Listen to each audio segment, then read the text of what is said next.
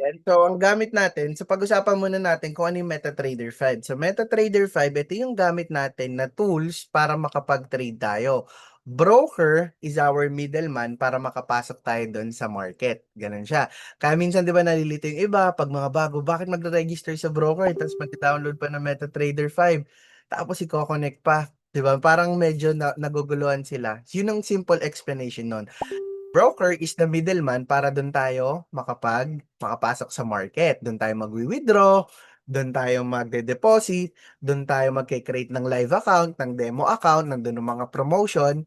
Yun ang gamit ng broker. Ngayon, pag nakapag-create na tayo doon, i-connect natin sila dito sa MetaTrader 5. So sa MetaTrader 5, ito yung ginagamit natin para makapag-trade tayo. Ngayon, paano natin siya gagamitin ng ma-maximize natin. So, yun yung tuturo natin ha for today. Yung nakikita nyo na malalaking screen, tawag naman doon, yung parang kakaiba, no? Hindi parang mukhang MetaTrader 5. Tawag naman doon Trading View. Okay, malito. Ito lang yung tatlong gamit natin. Broker, deposit withdraw, creating ng account. Tapos, MetaTrader 5, pag-execute ng trade, and then Trading View, pwede din tayo doon mag-practice charting kasi nandun lahat ng pwede natin gamitin para mas marami kang magamit. Kasi sa MetaTrader 5, limited lang ang pwede natin gamiting objects. Pero hopefully, mostly naman ng ginagamit sa TradingView, yung gamit na gamit, nandito naman sa MetaTrader 5 din. So, hindi nyo na kailangan magpakapagod, no? So, pag-usapan natin ng MetaTrader 5. Unahin natin to guys ha. Pwede nyo sabayan din sa phone nyo. So, sa MetaTrader 5, merong iba't ibang functionality dito sa baba. Yan, nakikita nyo. So may iba't iba tayong functionality dito. Meron tayong coach, may chart tab, may trade tab, punta naman tayo dito. May trade tab, may history tab, may settings tab. Iba-iba yung nakasulat dito, depende sa broker na ginagamit nyo na pinaregister sa inyo ng coach nyo. Okay? Leader nyo. So, iba-iba yung broker natin dito. So, una natin gagawin, pag na-connect ka na sa MetaTrader 5, kasi sobrang dami mong pwedeng i-trade na assets. Pero normally, ang nakikita natin, di ba, yung gold, yung Dow Jones, yung Bitcoin, so yun yung mga famous or yung most known na tinitrade natin. Pero you can still have a different tawag dito, assets na pwede mong i-trade. So, paano natin siya gagawin? So, ito, pag kinlik mo to, magiging ganyan lang naman siya. Pero ganito mo na lang siya. Mas kita mo. So, ito yung assets na tinitrade natin. Kung nyari, XAU USD, that is gold. BTC USD, that is Bitcoin USD. So, nakadepende siya. Ito yung mga ano niya, short, ano tawag doon, short name niya. Pero kung gusto natin siyang palitan, deletein, pwede tayo unang i-click natin to. Same yan sa Android, no? This is iPhone, pero same lang naman ng functionality. Merong pen icon. Pag kinlik mo yan, lalabas ang ganito, pwede mo siyang i-delete ng sabay-sabay yan. Or pwede mo rin tong click sa taas, ma-highlight na lahat, tapos click mo lang yung delete. Okay? So ngayon, sige, delete natin siya.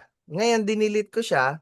Paano natin siya i-add? Click mo yung, balik ka rito sa page, click mo naman yung search icon. So sa search icon, kailangan alam mo yung code. Minsan naman, sa ibang broker, nakalabas na kasi lahat yan. So kunyari, eto, search natin Euro USD.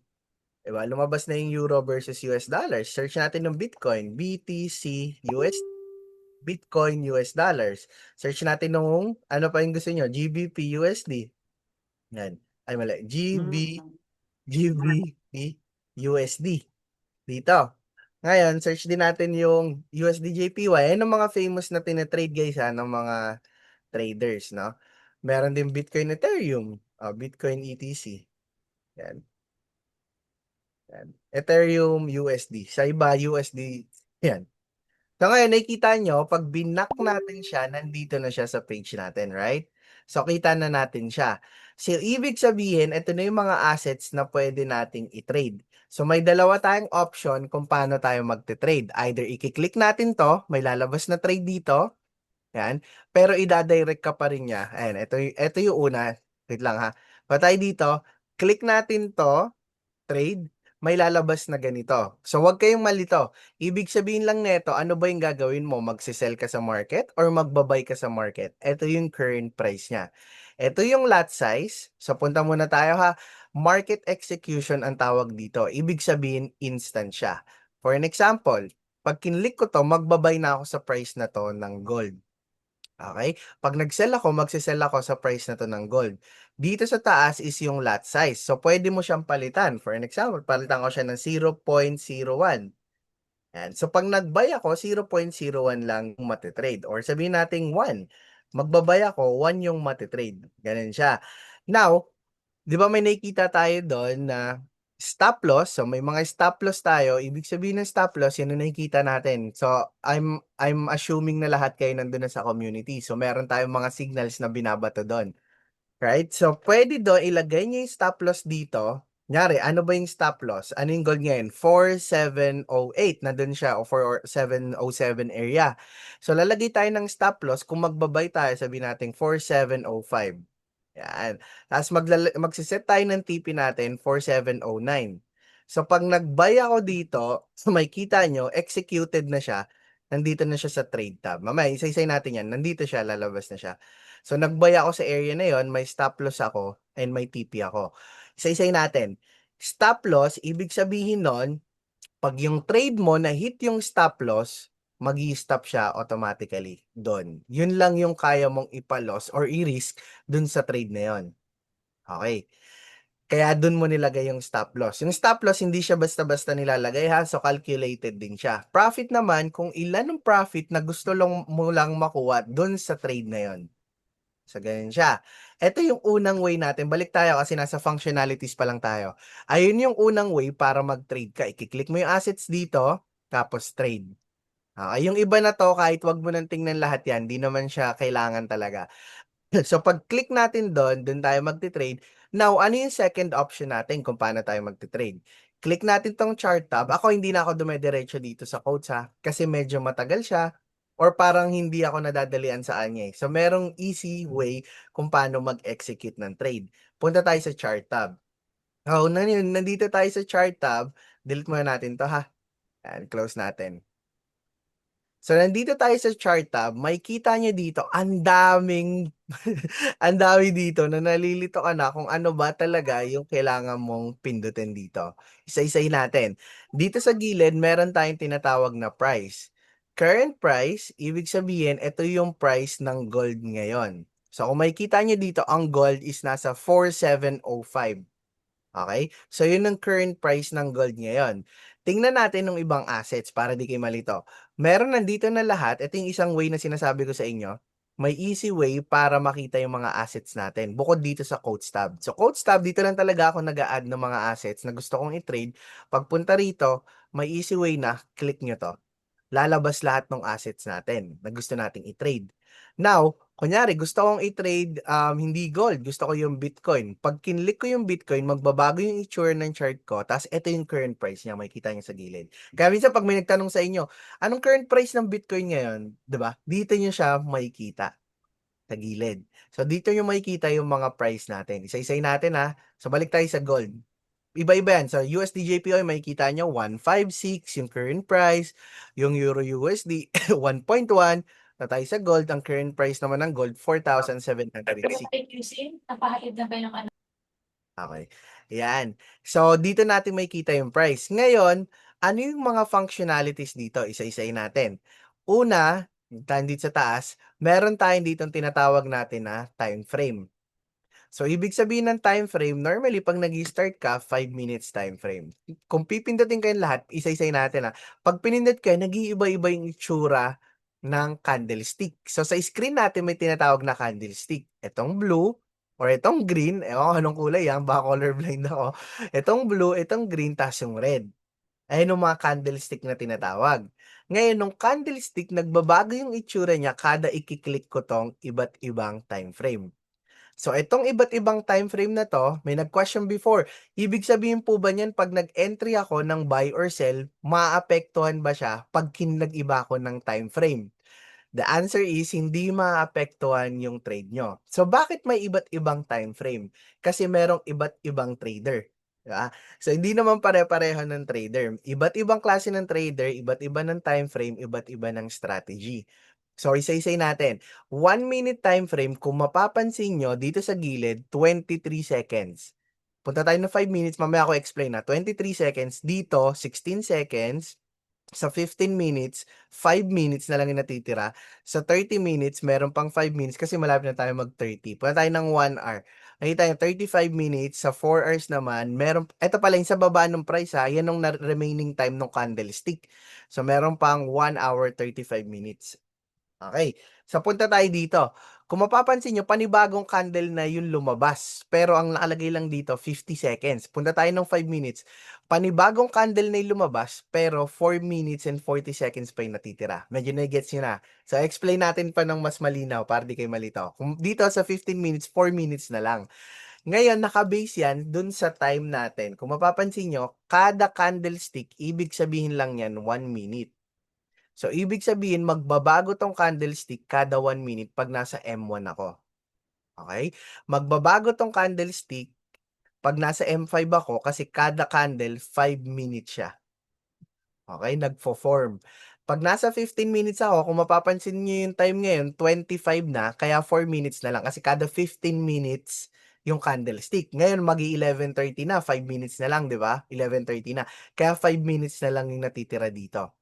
Kasi kada 15 minutes siya. So, 11:15, 11:30, 11:45, 12, ganun nung takbo na itong 15 minutes. Now, punta tayo sa 30 minutes. Natitira dito is 3 minutes na lang. Bakit? Kasi nga, mag-11:30 na. Ito naman, 30 minutes yung time frame niya. So, pagdating ng 11:30, 30 minutes, panibagong 30 minutes candle. So far, nagigets natin, guys. O medyo mabilis tayo. Babagalan pa natin. Sir, paano napapalabas yung time? Click mo lang dito, sir, sa taas yung time. Click mo lang yon, tapos lalabas na lahat ng option. Actually, ito, pwede nyo siyang baguhin. Kasi mamaya natin pag-usapan. So, ano yung difference muna? Ano yung difference muna? Bakit nagbabago-bago tayo ng candlestick? Kasi merong iba't ibang type of trader. Scalper, nagtitrade lang yan ng within onting move lang ng mga pips. So, 10 to 30 pips, 30 to 50 pips. Yung timer po, sir, sa baba ng price. Wala sa'yo? Sige, pwede kang pumunta ng settings. Pagpunta mo ng settings, ito guys, click nyo lang yung screen nyo, mga naka-iPhone. Sige, turo natin muna. Click nyo yung settings nyo dito sa mga naka-iPhone. Pwede rin naman kayong pumunta. Pag sa naka-Android, may lalabas na bilog, click nyo lang yung settings doon. Pagpunta natin ng settings, ito yung option ko. Pwede nyo siyang baguhin. Ayan, ito. Labas nyo lang yung countdown. Ito, toggle nyo lang tong countdown to bar close para alam nyo kung ilan yung timer. Yan. Yan. Okay na tayo, nakita nyo guys. So, ito yung settings ha. Okay. Tapos guys, para hindi kayo malito, pwede nyo ring, ito, i-untick nyo tong, ito, trade history. So, trade history kasi medyo nalilito kayo, di ba parang merong mga araw-araw pag nag-entry kayo, hindi nyo na makita yung candle. So, ako, ina-untick ko yan. Untoggle nyo lang. Yan. So, off. Yan. Current price ng gold, red tsaka green. So, yan. Sige, explain natin siya isa-isa. Etong dalawa, nakita nyo tong red tsaka green? Ito ba yung question mo? Ibig sabihin nito, this is spread. So, lahat ng brokers merong spread. Ayan nung ibig sabihin, pag nag-entry ka, kung mapapansin nyo dito guys balik tayo dito sa quotes natin. Pag kinlik natin tong trade, magkaiba yung price ng buy and sell. Diba? Magkaiba yung price nila. Dito, 9.5, dito 6.8. Kasi nga, meron tayong spread na tinatawag dun sa broker. So, iba-iba yung spread ng broker guys. Ngayon, good thing no nasa VTA kayo kasi ginamit na natin mostly lahat ng brokers. Alam na natin kung sino yung mataas yung spread diyan. Kaya yung iba ganito importante nung spread. Yung spread is kunyari nag-buy ako dito o nag-sell ako dito. Tingnan nyo, una natin syempre negative pa siya. Negative siya, naka 2 pala 2.2. Naka-negative siya kasi nga dito siya sa dahil sa spread. So hindi ka pa magpa-profit hangga't hindi tumatagustong pulang to. Ngayon, pag malaki yung spread tapos scalper ka, yung iba nagpa-profit na. Say for an example, sa community natin, profit na tayo. Sa ibang malalaki yung spread, hindi pa sila profit. Negative pa rin sila. Ganun yung spread. Ganun yung simple explanation ng spread. Di natin pa complicated dahil hindi natin i-detailed lahat kung paano siya. Pero para mas madali nyo siyang maintindihan, ganun kasi ako mag-explain eh.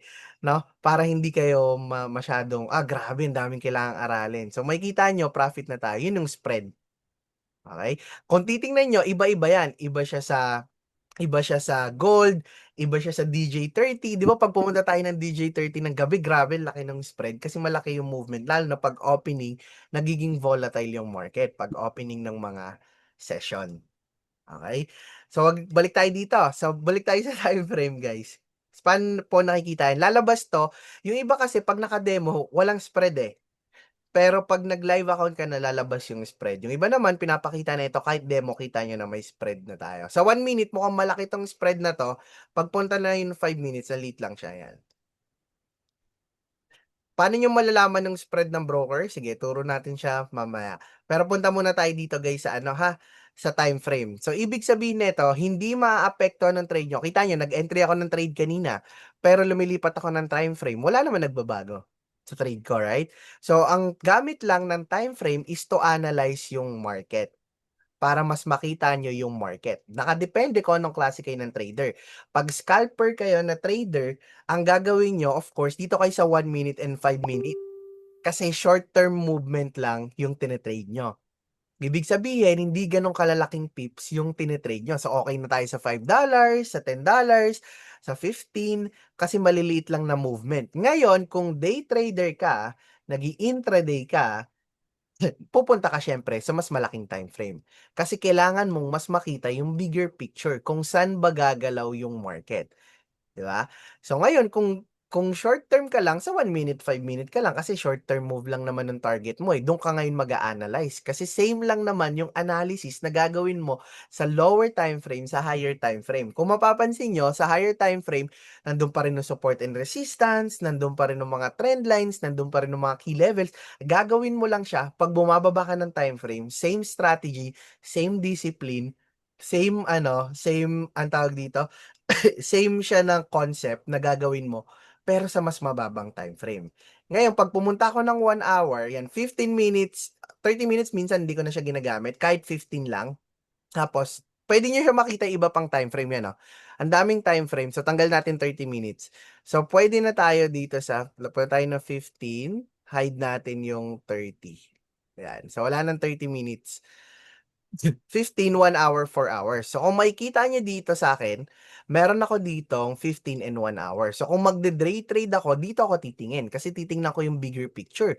Saan ba mga possible pumunta yung market?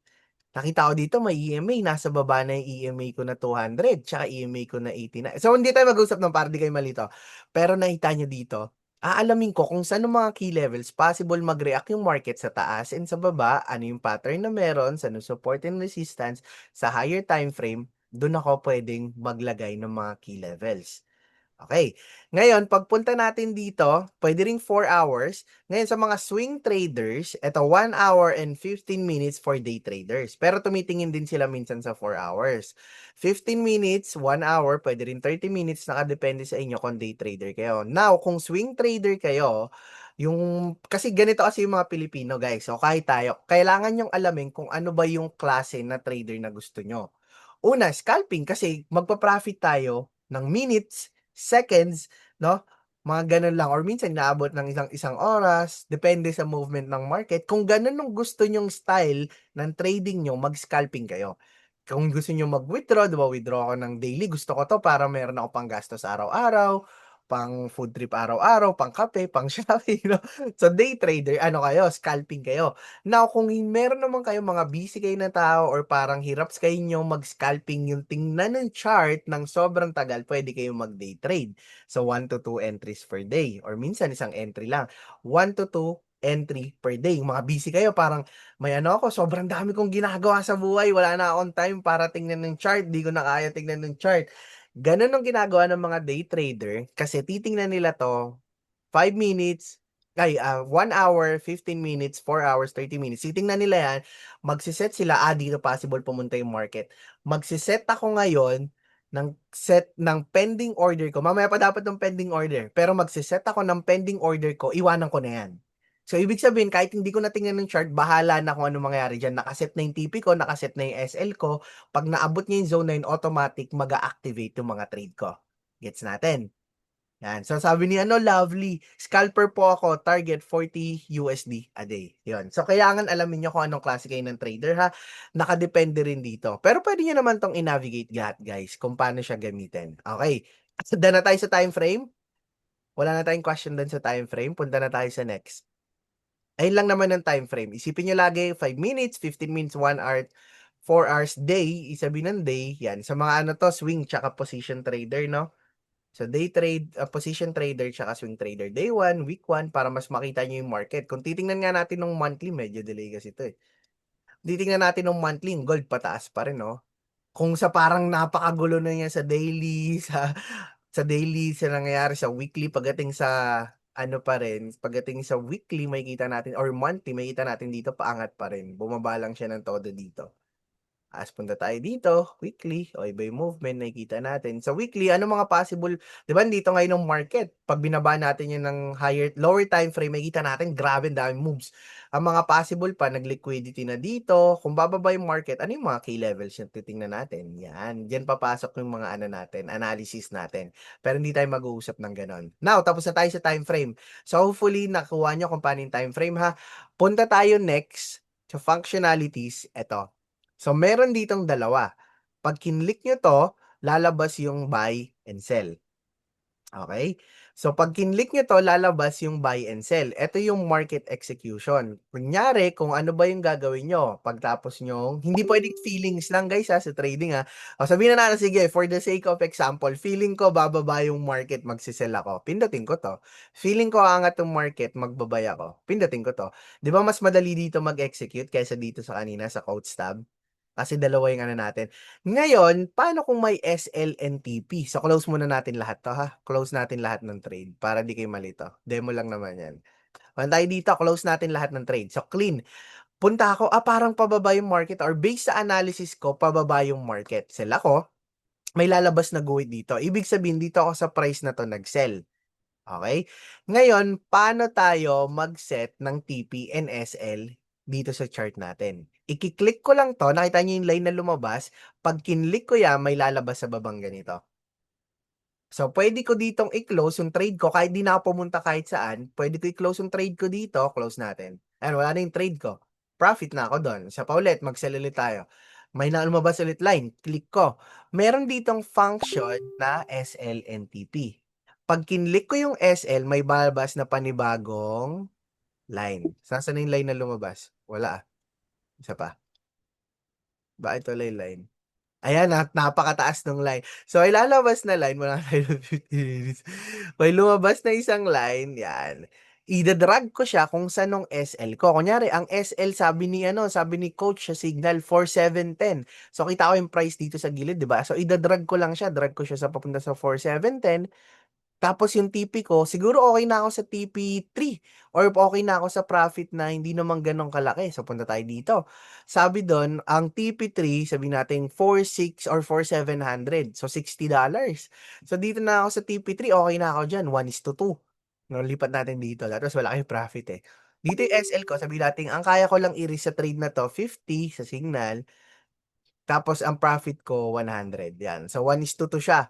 Ngayon, paano natin siya i-modify? Drag mo lang ulit to sa baba ito. Layo ko lang to ha. Yan. Drag ko lang to. Modify na yung position ko. So kung mapapansin nyo, dalawa na yung line. Nandun na yung SL, nandun na yung TP ko. Ibig sabihin, yung market, pag hinit tong SL ko, automatic magko-close yung trade ko. Pag hinit tong TP ko, automatic magko-close yung trade ko. Profit or loss. So yun na yung sinatawag nating set and forget. Paano naman daw po pag multiple TP? Yan. So sige, tingnan natin siya mamaya ha. Pag-usapan natin yan. Dito muna tayo. Isa-isay natin siya para di malito yung lahat ng ng sumasabay. Unti-unti natin natin sasagutin natin. So dito may TPNSL tayo. So alam na natin.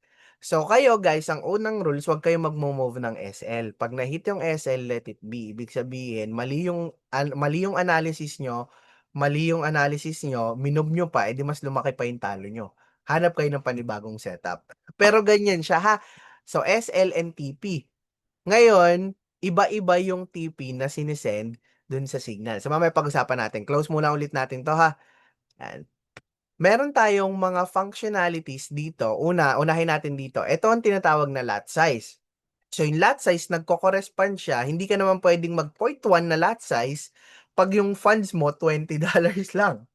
No? Hindi ka pwedeng mag 0.1 na lot size pag yung ano mo, capital mo 100, ano lang, dito, 0.1 na lot size kung capital mo 100, ubos agad yan. So, kailangan alam nyo yung risk management nyo, kung ilan lang yung kaya nyong i-risk. Kasi the more, sige, isa yung practice natin ha, buy ako dito ng 0.1, buy ako ng 0.2, 0.02, buy ako ng 0.05, tapos buy ako ng 1.1. Tapos 1 lot size. Tingnan nyo yung difference, guys. Pare-pareho ng price yung in-entry ko. Pero pag tiningnan natin dito sa trade tab natin, iba-iba silang value. So, ibig sabihin sa 0.1, maliit lang yung nire-risk mo kasi maliit lang yung calculation yan. 0.73 sa 0.02, $1 na yung losing. Sa 0.05, $3 na yung losing. Sa 0.1, $6 na yung losing. Sa 1, $64 na agad. So, ganun siya. So, kaya kailangan alamin nyo yung lot size na kaya nyo lang i-risk per trade. Nakadepende sa capital nyo. Okay? So, kung makikita nyo dito, ganyan siya. Yung pinagkaiba niya. Of course, pag nalakihan pa natin yan, mas malaki pa. Ngayon, pag mas maliit, of course, yung lot size mo, mas maliit din ang profit mo. Pero, kung tama yung discipline mo, compounding, mas lalaki siya. Ngayon, kung risk taker ka, yun pa yung isa, alamin nyo kung anong klase kayo ng trader. Conservative, di ba? Conservative, intermediate, or risk taker kayo. Kung risk taker kayo, kaya nyo i-risk lahat, then so be it. Kaya nyo yung lot size nyo. Pero kung hindi naman, yan yung savings nyo, yan yung pinaghirapan yung pera, yan yung inipon nyo pa para makapag-trade, ingatan nyo yung pera nyo, ingatan nyo yung capital nyo. So, tamang lot size lang tayo. Actually, kahit $10 to $20 per day sa mga nag-i-start or malitong capital, that is very big. Magkano lang yung minimum wage sa Pilipinas? $10 lang. Imagine, pipindot ka lang ng ilang minutes, ilang seconds lang dyan. Ano ka na, profit ka na ng ganun, di mo masyadong pinaghirapan. Right? So, delete ulit natin ha. Gets na natin ng lot size. So, alam na natin ng lot sizing. Close ulit natin lahat. So, yun yung lot sizing, guys. So, lot size, market execution, time frame, price. Okay? Ngayon, mamaya na natin tong alamin to. Ito yung pending order kasi na tinatawag. So, mamaya natin yan. Hulihin natin yan. Now, meron din, hindi, sige, unahin na nga natin kasi naturo na natin ng SLNTP. Pag kinlik ko to, guys, meron tinatawag na buy stop. Pag binaba ko yan, sell stop siya sa baba. Tapos, pag kinlik ko to, lalabas yung ganito. So, yan o. Pag kinlik ko to, palabasin lang natin siya. Alamin nyo kung ano yung gagawin nyo. Meron tinatawag na market execution. Ito yung instant. Okay? Yung ginawa natin kanina, yung buy and sell. Merong buy limit, sell limit, buy stop, sell stop. Unahin natin ng buy limit. So, buy limit, ibig sabihin nito, yan, set ko siya dito. Meron din yung TPNSL. Bakit nasa baba yung buy limit? Kasi pag hinit niya tong zone na to, automatic mag-activate ang trade mo. Diyan napapasok yung mga analysis nyo na mas matagal. So, sabi ko, ay hindi, dito, hanggang dito ibababa ng market bago umakyat ulit siya. So, dito ako magbabay. Kaso, hindi mo kayang tingnan ng market ng ganun katagal. Hindi mo kayang mag-antay ng sobrang tagal. Ang gagawin mo, kasi marami pa akong gagawin, isi-set ko siya dito kasi hanggang dito bababa yung market eh. So, buy limit ko siya, lagay ako ng SL, ang SL ko lang, kaya ko lang i-risk sa trade na to, hanggang dito based sa analysis ko, tapos lagay, ay, nawala. Lagay ulit natin siya. Tapos lipat natin siya ng buy limit. Yan. So, lagay natin ng SL natin, dito lang, hanggang dito lang kayang i-risk. Tapos yung TP ko, lilipad to. So, lagay ko siya dito sa pinakatuktok. Papalitan natin lot size natin para hindi makatotohanan. 0.02. Ayan. So, lagay ko siya dito sa tuktok.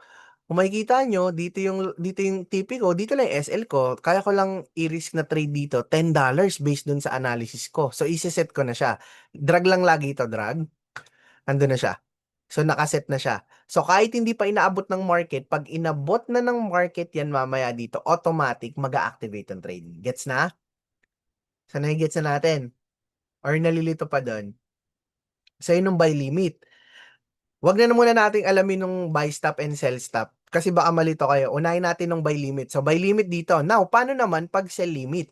So, sell limit, click lang ulit natin. Punta tayo dito, click natin yung sell limit. So, pag baliktad naman. So, pag tingin ko, aangat tong market dito bago bumagsak. Aangat yung market dito bago bumagsak. Lagay ko siya dito. Set ako ng SL ko sa taas. Set ako ng TP ko sa baba. Baliktad naman siya. Kasi tingin ko bababa yung market. So, pag hinit yung zone na to, Delete muna natin yung buy limit natin para hindi kayo malito. Delete. Pwede nyo i-delete siya anytime ha. O yan, delete. Tapos lagay tayo ulit. Sell limit naman. So tayo dito, click natin to. Tayo ng sell limit. May lalabas na guwit.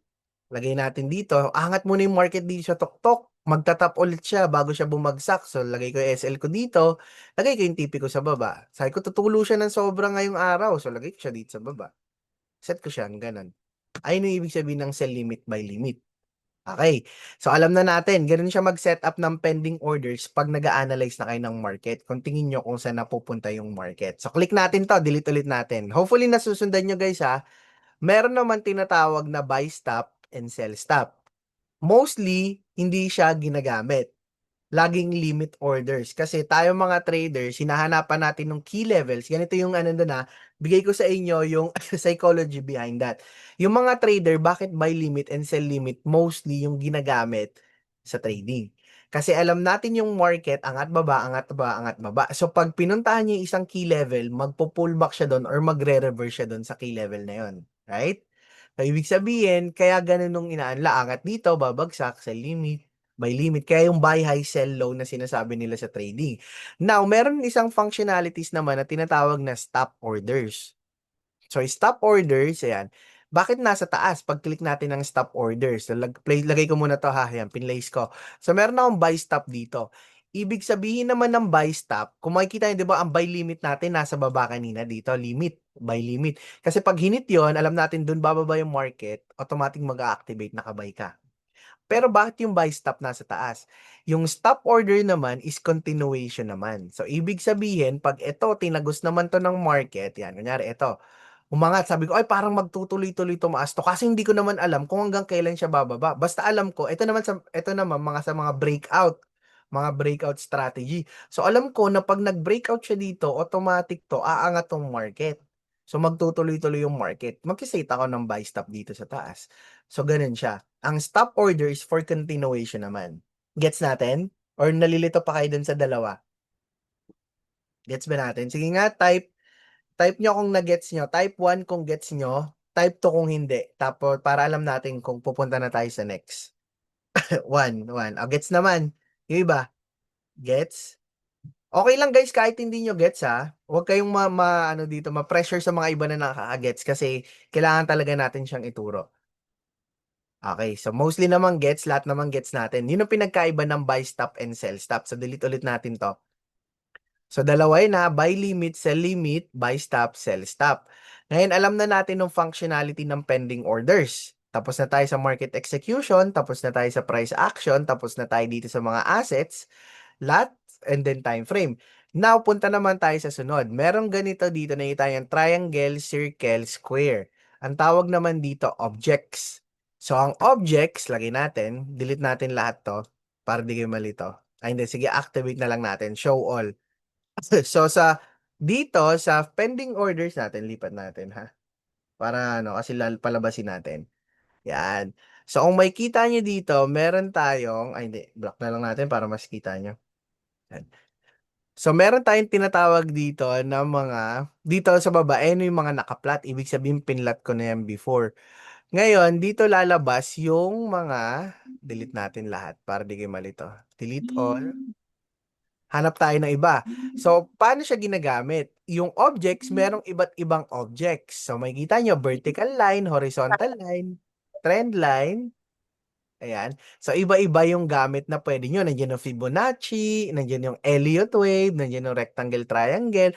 So, paano siya ginagamit? So, ito guys, sobrang dami na ito. Kailangan natin yung pag-aralan, pero hindi natin tuturo ngayon. Bakit? Kasi strategy ng iba dyan. Yung Fibonacci, yung Elliott wave.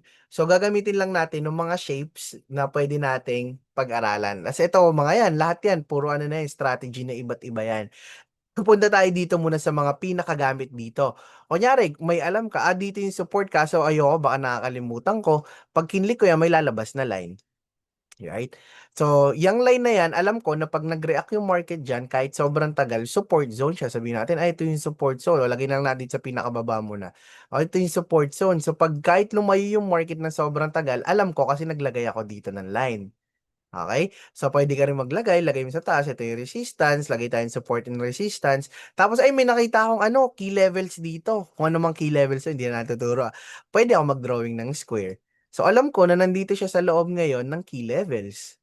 Right? So, ay, may nakita ako ditong key level ulit, area of interest dito sa zone na to. Oh. Ganun ang gamit niya. So, merong line, Bye-bye. by now. Sa nire-respect yung dito ako si Coach JM, no? So, baka may pumindot dyan, guys, ha? Sige, pindot lang, ha? Pero yan, ha? So, meron dito makikita nyo, meron ng mga key level. So, yun ang gamit naman ng object. So, delete natin ulit siya, ha? Delete natin. Yan. So, delete natin. Ba't di na delete? Kasi naka-phone ako eh. So, delete natin siya ulit. Meron din mga tinatawag, ito, kunyari, ito, Fibonacci, umakyat siya, tumodo, nilagay natin. Alam ko, kung makikita nyo, nag-retrace yung market ngayon dito sa key levels niya, yung retracement niya. So, possible, ang laking possibility na buy na talaga, sabi ni Coach J. Kung makikita nyo, golden zone kasi to. Pero hindi nyo pa magigets yun sa mga bago, ha? Pero yan, golden zone na, di ba? So, delete ulit natin. Pwede nating hide. Kung gusto natin malinis, pwede rin naman natin delete. So, at iba't ibang objects yung pwede natin gamitin dito. Okay?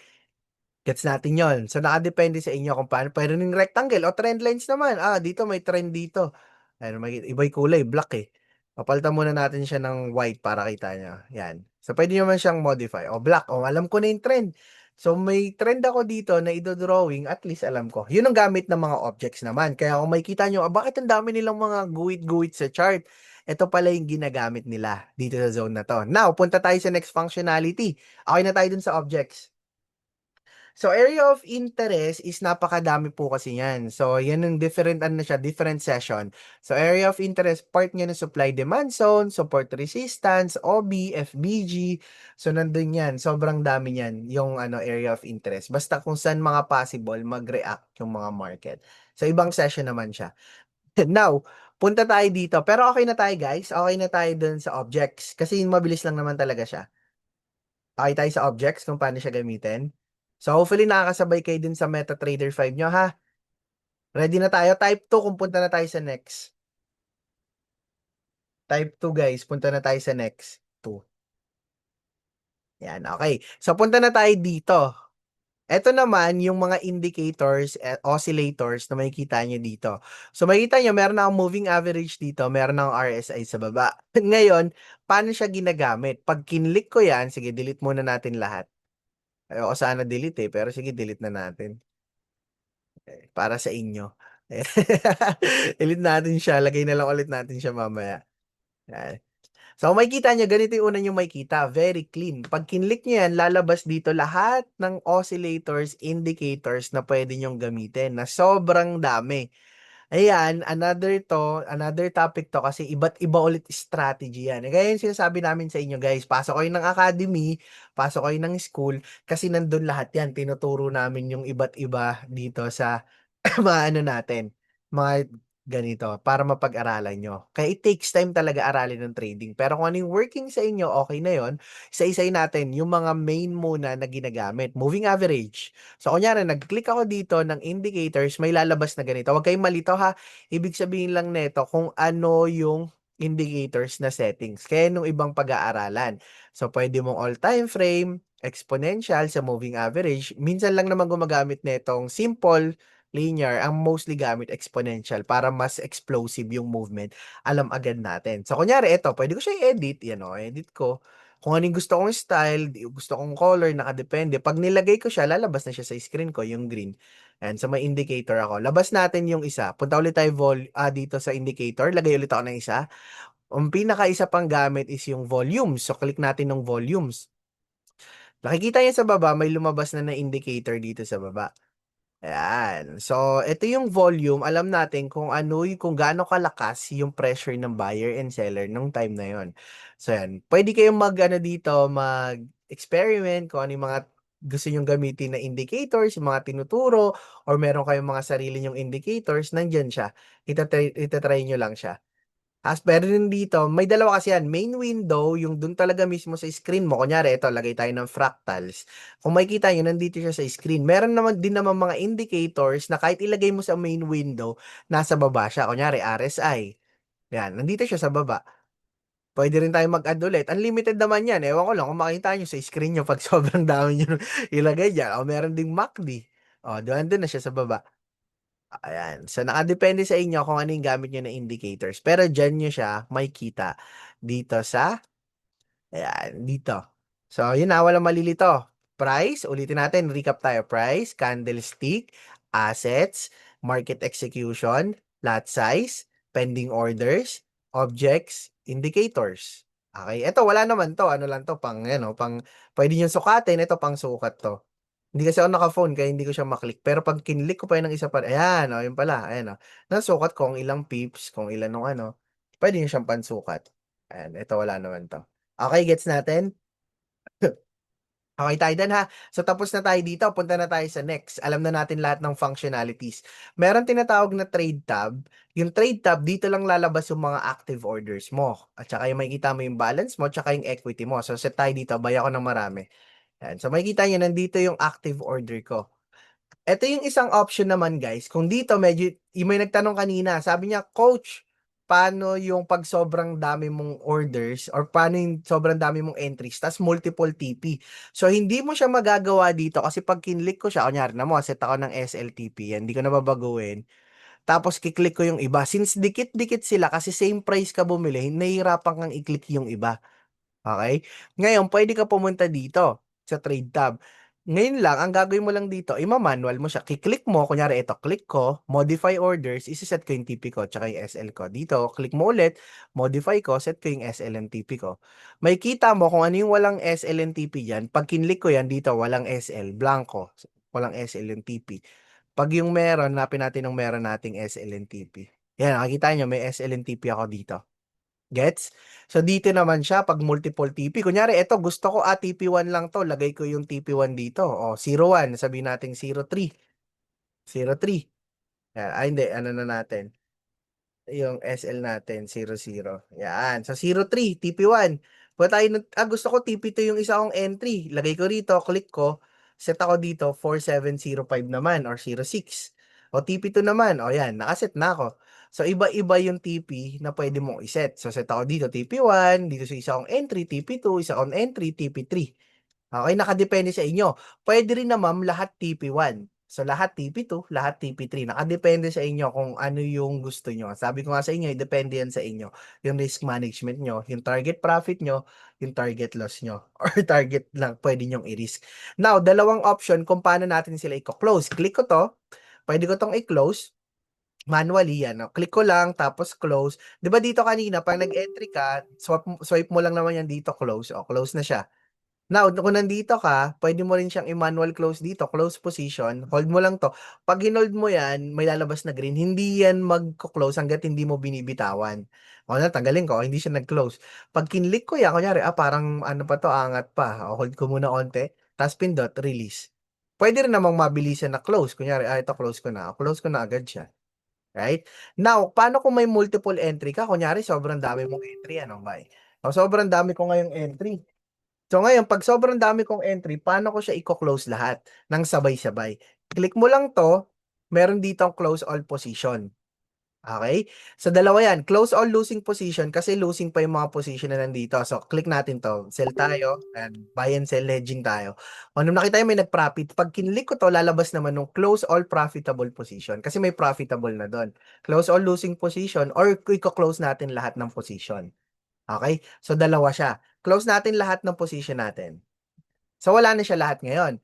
Lalabas na siya dito sa history tab natin. So, pag kinlik natin ng history tab, nandito lahat ng trades natin. Kita natin ng deposit natin, kita natin ng profit natin, kita natin ng swap, balance, nandito siya lahat. Wala na siya sa active orders. Okay. Napakadali, no, yung functionality. So, nakadepende na lang sa inyo kung gagamitin yung codes, yung chart, or yung trade type. Ako personally, chart tab. Pero pag maraming entry, dito ako sa trade tab natin, ima-manual natin. Ngaw, dito tayo sa history. Pwede mo siyang dito, pwede mo siyang i-modify kung ano yung gustong makita. Kunyari, for today, yan o. Nakita nyo, for today, nandito na siya. So, 175, dun sa tinentry natin kanina, mga pinaktis natin, kita nyo na agad kung ilan ng profit nyo, ilan ng loss nyo, pwede nyo i-modify dito. Pwede nyo rin tingnan dito, create trade report, kita nyo dito. Yan, profit loss, long short, kung ilan ng long, ilan ng short nyo, makikita nyo dyan. Dito. Makikita nyo kung ilan ng long. Long, ibig sabihin buy, short, ibig sabihin sell. Okay, so makikita nyo yan. Dito sa history tab naman. Gets natin? Wait lang, tingnan ko may nag-chat ata eh. One order task hold hanggang matamaan TP coach. Yan, pwede. Ano po yung swap? Swap, okay, great question. Swap P is ibig sabihin nag-overnight trade ka. So yun yung meron kasing mga, di ba, kunyari, magsiswing ka or kunyari aabutin siya ng following day, nag-overnight trade ka, tumatagos sa sunod na na araw, merong swap P charge yung mga broker. Kaya yung iba, nag-scalping lang, yung iba nagde-day trade lang, 'di ba? Tapos okay na sila doon. Ayun ang swap fee. Meron din naman tayong mga swap free na account. So may mga brokers na nag-o-offer na ganun. Swap free. Kung tingin mo magte-trade ka ng ng mga ganun na matatagal. Ayan. Ayan. Lalabas din dito yung orders. Ito, kahit di na to, dito ka na lang sa position. Kita mo naman lahat. Kita mo yung entry point mo, kita mo yung exit point mo, kita mo ang kailan ng date, kita mo ilan ng amount. Okay. Now, after neto, punta tayo dito. Paano naman pag may signal? So, punta tayong signal. Last na to, guys. Tapos na tayo. So, signal. Sample tayo ng signal. Lakihan natin to onte para makita nyo. Ayan. So, lakihan natin ng onte. Lagay tayo ng notes dito. Ayan. Isa pang notes. Makita nyo kasi lahat ng notes ko. Stickies. Lagay natin yung stickies. Ayan. Bigyan ko naman kayo ng signal kung paano siya sumabay. Gawin natin to. Last na to, guys. Tapos na tayo.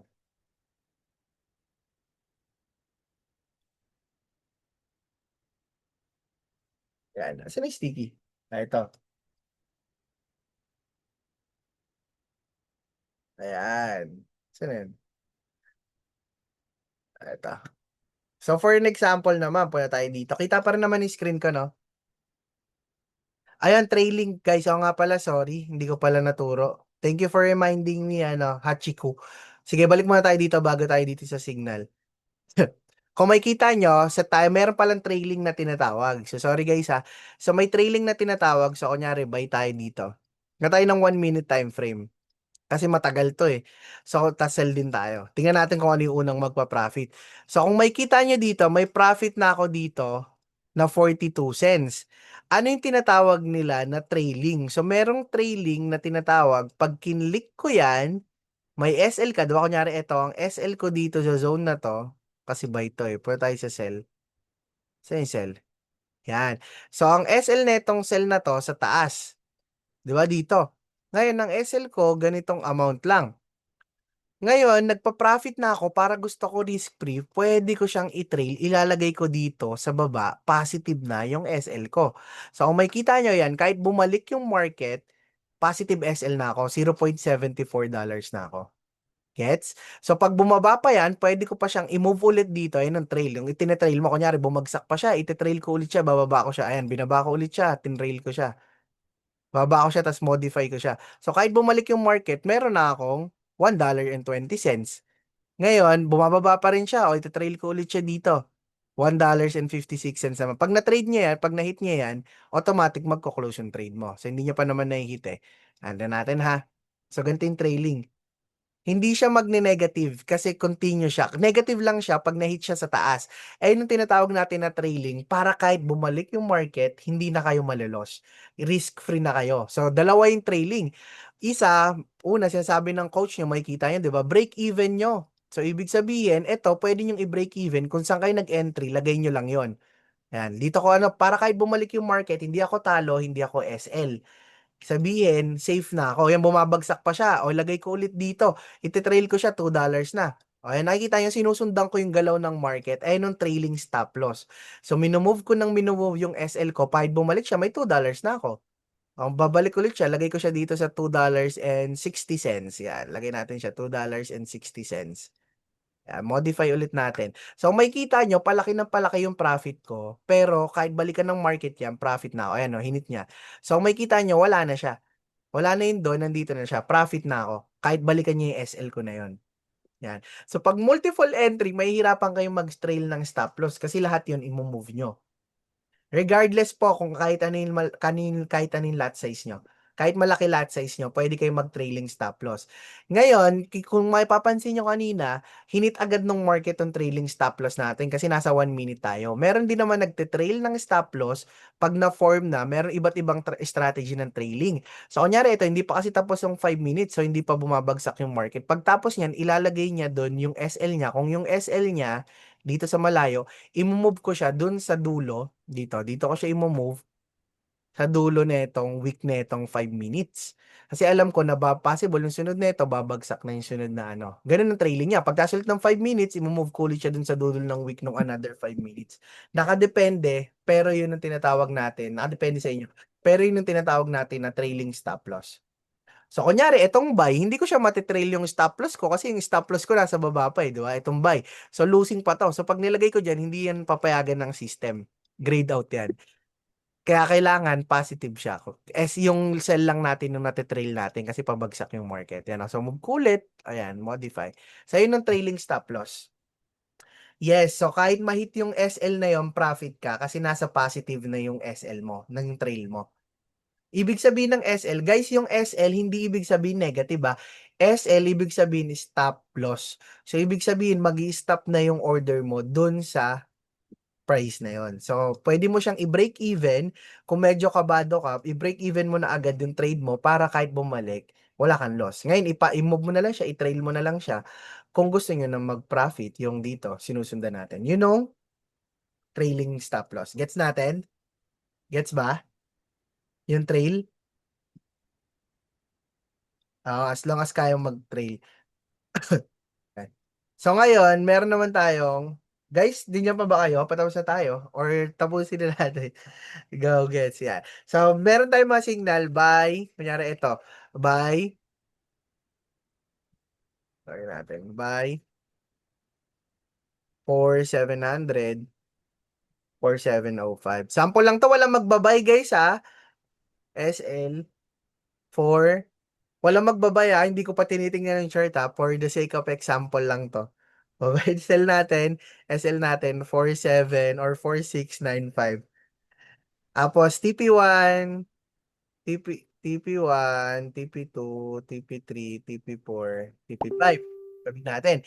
So, iba't iba yung TP. So, sabihin natin 4, 7, 10, 4, 7, sipin na natin, 4, 7, 15, 4, 7, 20, 4, 7, 25, 4, 7, 30. So, kaya ng mga TP natin. So, ngayon, close ulit natin to lahat para hindi kayo malito. So, close ulit natin to lahat. Ngayon, ang una niyong titingnan, yung zone ng entry natin. Kung mapapansin niyo dito, this is the entry point. So, ibig sabihin, kailangan nandiyan siya sa zone na yan bago ka mag-buy. Okay? So, tingnan natin ng price. Yung tinuro natin kanina, nasa zone ba siya? 4700, 4705? Yes, nasa zone. So, ibig sabihin, pwede kang mag-buy. Pwede tayo 5 minutes. Sabihin, nasa zone ako dyan, pwede ako mag-buy. O, buy ako. Pag buy ko dito, ilalagay ko siya, ano yung gusto kong TP? Sabi dun sa signal natin sa community.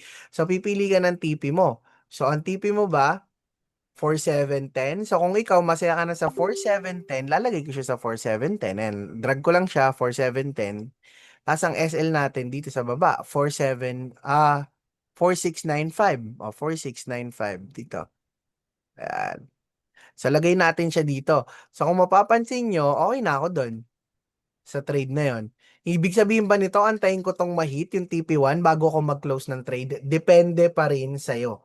So, ibig sabihin, hindi porket TP1 na yan, pwede ka na, antayin mo na yan. So, kahit delikado na, ay parang alanganin yung signal ni coach.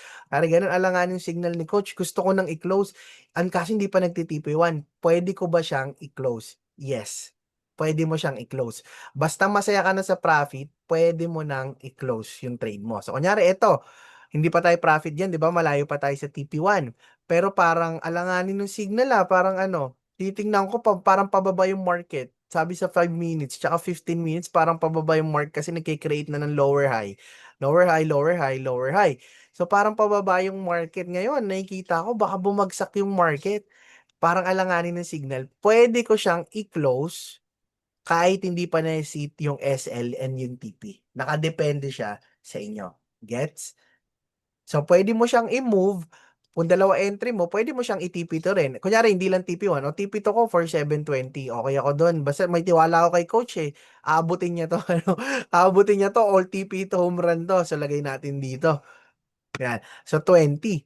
Depende pa rin yan. Since sobrang layo ng TP mo, pwede kang mag-trail stop loss dito. Hindi ibig sabihin na to na antay mo siya. Pwede naman, antayin mo, nakadepende sa'yo. Pero kaso pag hindi nag-play out yan, ikaw rin may kasalanan. Kasi hindi ka nag-secure ng profits. So ngayon, pag umaangat siya, pwede mong gawin ng trailing stop loss natin. Okay? Kung gusto nyong mag-secure ng profit. Now, may tuturo ako sa inyong isa. Kunyari, ang entry nyo, 0.03 or 0.02, lagay tayo ulit ng sell and buy. So, alam na natin ng pag-set ng TPNSL ha. So, naglagay tayo dito, gusto nyong mag-partial profit. Meron tinatawag na partial profit. Pa tayo dito. Kunyari ito, 0.02, pag kinlose ko yan, pwede kong baguhin ng lot size dito. So, ibig sabihin, di ba 0.02? Bawasan ko siya ng 0.01. Gusto kong mag-secure na ng profit. Ay, hindi pa eh. Hindi pa tayo positive eh. Wala pa bang positive dyan? Sa antay natin, naglalaro kasi yung market dito, napakatagal. So, buy and sell tayo. Tingnan natin kung ano yung unang mag-profit. Tuturo ko sa inyo kung paano mag-partial profit. So, partial profit naman, tingnan natin dito. Unang mag-positive. Grabe, naglaro pa talaga kung kailan nun. So, ibig sabihin lang nun, guys, babawasan natin. Kung 0.03 dito, pwede nating i-cut to ng 0.0. Kunyari, ito, positive na.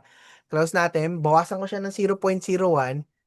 Ayan. Close siya. Active pa din. Kung makikita nyo, active pa din ng trade ko, pero naging 0.01. Right? Kita yan, 0.01 na lang siya. Tapos, secure na yung profit ko dito. 0.12. Nandito na siya. Gets? Gets nyo? So, ganun mag-partial profit.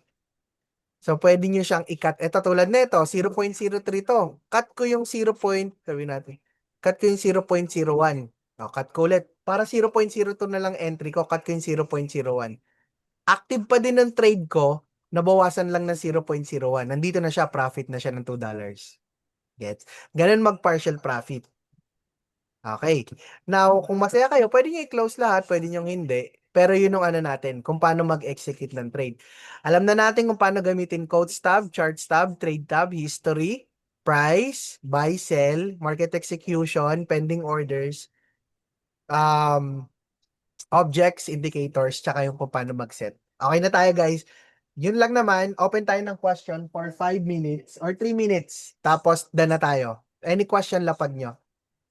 So, paano po madedetermine kung saan ilalagay ang SL? Diyan na po papasok yung analysis.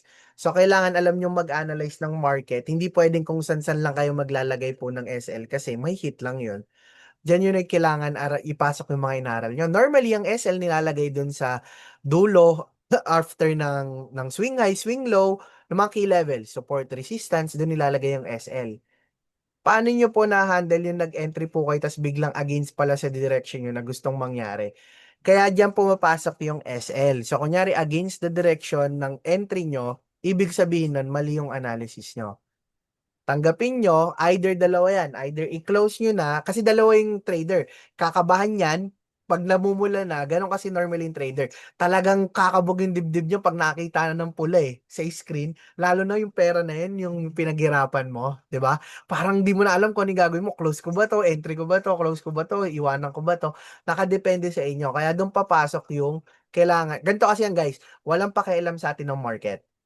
So, dapat pag nagte-trade ka, walang emosyon.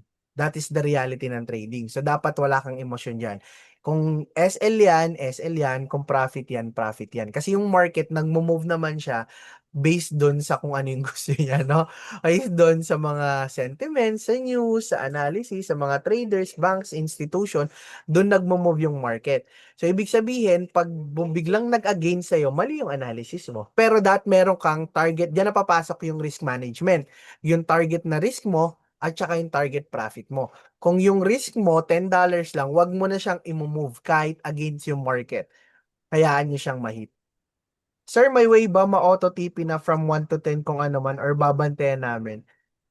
Meron na siya, isa-set mo siya sa TP10. Pero kung TP1, TP2, TP3, TP Nakadepende sa inyo, sir, eh. Ang question nyo kasi diyan, biglang against pala. Ay, hindi, end na muna natin 'tong ano, live natin, ha? Ay, yung ano, recording natin, sorry. Yan.